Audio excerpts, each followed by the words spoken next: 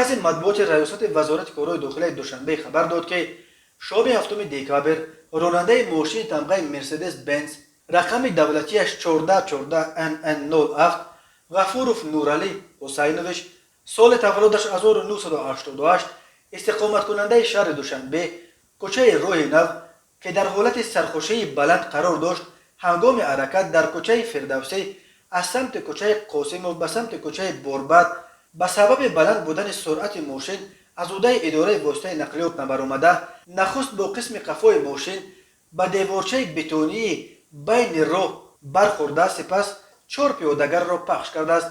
در نتیجه صدمه همه 4 پیادهگر که ساکنان پایتخت و اعضای یک عائله مرد 39 ساله با همسر 33 سالش و 2 نفر فرزندان خردسال 8 و 3 ساله بودند.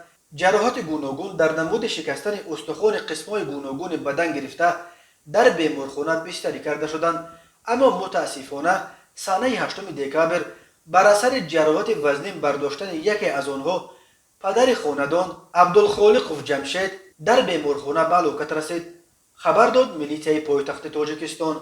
راننده غفورov نورعلی در جای حادثه دستگیر کرده شد. نسبت به او طبق طلبات ماده 212 کودکس جنایتی جمهوری تاجیکستان پرونده جنایتی آغاز کردند.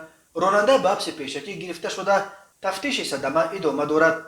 راننده برای ویران کردن قاعده های حرکت در راه از جانب راننده در حالت مستی قرار داشته که باعث مرگ انسان شده است همچون جزا از 5 تا 10 سال زندان تهدید میکند.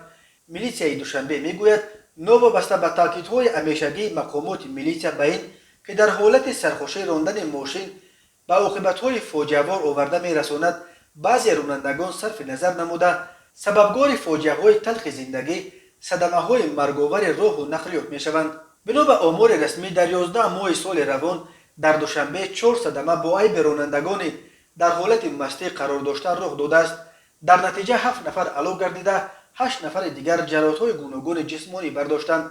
در عموم امسال 358 دلیل در حالت مستی اداره نمودن واسطه نقلیات در حدود پایتخت آشکار و حجت گذاری شده است.